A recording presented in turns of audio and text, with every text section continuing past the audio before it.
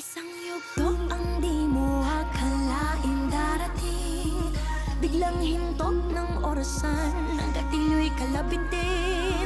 Ang husgahan ka ng lahat, kahit mabuti ang hangad, at ang pagtanggap sa'yo'y laging mailan. Patanggap mo na napili na palaban, habang ang pinagmulan dala kahit saan. Patanggap mo awal na ng karanasan, lalong kumalas parang patalin sa kasaan. Patanggap mo manhid na sa mga sakit, hanggang sa kami pagtapos ng pait, ang matamis ng tagumpay sa kwento ng isang patanggap.